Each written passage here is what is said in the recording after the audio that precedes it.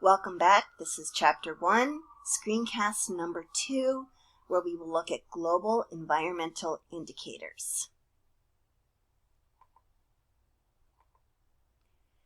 So the first indicator is biological diversity. So let's take a minute to look at the definition and explain the different levels of biodiversity. So biological diversity, which can be combined into the word biodiversity, means the variety of life formed in an environment. And it exists on 3 levels: genetic diversity, species diversity, and ecosystem diversity. Genetic diversity means the genetic variety within a population. So let's take, for example, turkeys, the wild turkeys on Cape Cod. One day, about 2 years ago, I saw what appeared to be a white turkey, and it was actually called a gray turkey when I looked it up. And it was a genetic variant. It was still a wild turkey, not something that was bred for a farm, but it's a rare type, it's a rare genetic recessive trait. So along with that, the more genetic variety you have within a population, the more likely the population will survive any changes to its environment. So for example, in the case of this gray turkey, if we suddenly turned into a habitat or an ecosystem where snow was more frequent than our forested trees, then that gray turkey would more likely survive because it would be camouflaged than the rest of the turkeys. So genetic variety within a population affords it some protection from changes in the environment. Another example of how genetic diversity benefits a population is if a disease comes through. So if a disease comes through and you have a few individuals within a population that are resistant to that disease, then they will be able to survive and the population will survive because some of the individuals will survive to reproduce. So the more genetic diversity within a population, the better. The second level of biodiversity is species diversity, and that's the number of different species in a particular region or habitat. So let's look at Cape Cod again. If we have a forest and it contains a number of different trees, let's say maples and oaks and chestnuts, and within this habitat, let's say again a disease is introduced, and this disease that's introduced might kill off all of the chestnut trees, which actually happened. There was a chestnut blight. So if this disease wiped out all the chestnuts, we would still have maples and oaks and beeches and other types of trees. And that would mean that we would still have habitat for birds to build nests. We would still have shade for plants that like to live in that type of environment. And so again, just like with genetic diversity, the more species diversity in a particular region or habitat, the better. The next level up is ecosystem diversity, and that is the variety of ecosystems or habitats in a particular region. Here on Cape Cod, we have quite a variety of ecosystems. We have an ocean ecosystem. We have ponds, lakes. We have the intertidal zone, the area where the waves come in, tide comes in and then recedes, which holds clams and so forth. We have forests. So we have quite a bit of variety of ecosystem within our particular region. And as with genetic and species diversity, the more ecosystem diversity you have, the more likely that this particular ecosystem will survive environmental changes. So here we have just a pretty picture for you, a little deviation here to show you some of the life forms, some of the biological diversity that may be present. And it's showing you that here we have some bacteria which would only be viewable through a microscope, organisms such as diatoms, lichen, fish, plants, trees, large mammals such as a giant panda, and mushrooms and moths, which is an insect. So a nice variety is shown here. And it's important to remember when looking at the beautiful variety that is around us to also remember that other species may be endangered, which means that their survival as a species remains critical and they may not survive. A good example of an endangered species here on Cape Cod is the right whale. There are roughly, I think we're at around 400 right now, and we have a number of protections which we will talk about in subsequent classes, but it's also important to remember that when you do have a particular species that becomes extinct in a particular habitat or ecosystem, it is going to affect the other organisms in that ecosystem. Okay, so that's a wrap on the first indicator, biological diversity. And now we are going to look at the second indicator, which is food production. Food production, a very interesting thing. So let's see. First, it's our ability to grow food to nourish the entire human population.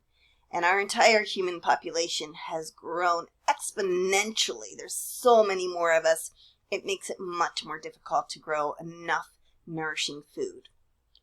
So we use science and agricultural technology to increase the amount of food we can produce in a given area of land.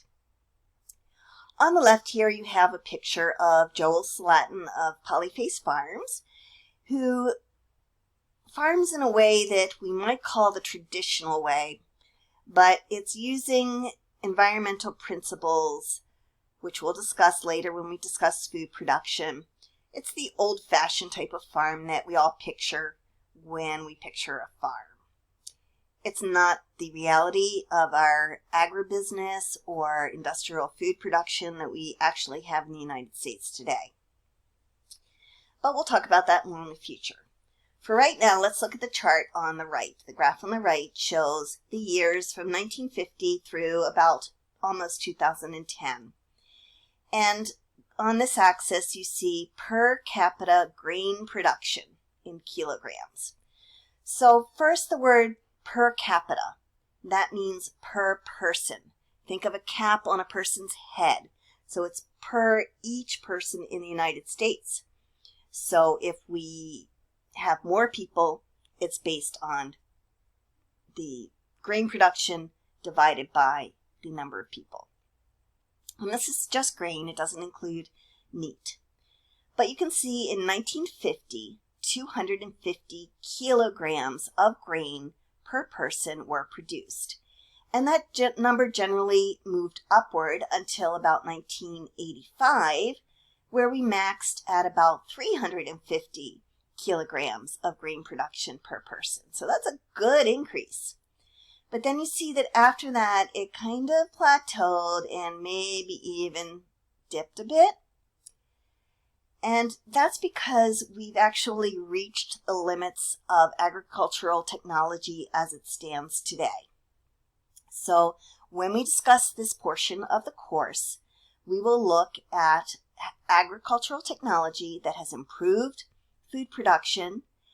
We'll look at some of the ethics of doing other modifications or technology to increase the amount of food we have, such as genetically modified organisms. And we'll look at the limitations versus the number of humans that we have on Earth. So that's all I'm going to say for today about the environmental indicator of food production, but it is something, as I said, that we will spend an entire week studying. So we're moving on here to a third environmental indicator, which is the average global surface temperature. So how warm or cool is it at the surface of the Earth throughout the Earth? And also the carbon dioxide concentrations throughout the world. And here I'm going to introduce you to a few terms. First one being greenhouse gases. Gases in the atmosphere Gases that are greenhouse gases are gases that act like a blanket in that they trap the heat near the Earth's surface and re-emit some of it back toward the Earth. And greenhouse gases are naturally occurring in the environment. And if we didn't have greenhouse gases, the Earth would be an ice ball and would not be livable for us. However, the amount of greenhouse gases, particularly carbon dioxide and methane, have changed as a result of human activity, have increased as a result of human activity. And these effects are called anthropogenic, increase caused by human activities. So let's look at this vocabulary term. You may have heard of anthropology, right? The study of humans. So anthropo means human. Genic, think of a generator, generated by. So humans generate these greenhouse gases or other consequences as a result of human activities.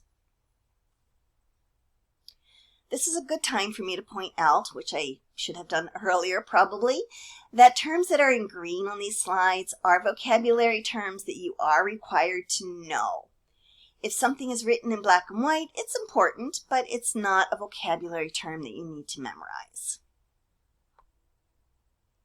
Here we are going to look a little bit further at greenhouse gases, but not in great detail. That will again be another week of the course. And the diagram here on the left shows the Earth. And it shows that there's an atmosphere around it, and within that atmosphere are some gases which trap the heat and are known as greenhouse gases. Solar energy comes in, so energy from the sun comes in and enters our atmosphere. And some of it is just reflected back to outer space, but other energy from the sun is reflected back by the greenhouse gases and further warms the Earth. So on the right here, we're going to look at a graph which demonstrates some of the changes that have occurred in temperature and carbon dioxide concentration over time. So on this axis, you see the year 1600 all the way through to the year 2000 plus. And on the left, you see carbon dioxide concentration in parts per million.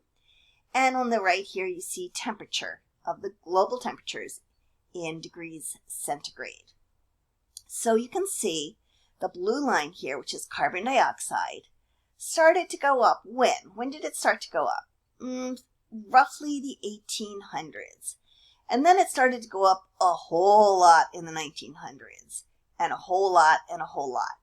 And if we got to the year 2000 and mapped it, which we will in later chapters of the book, we'll be up here. We're already over 400 parts per million. So we're somewhere up here already.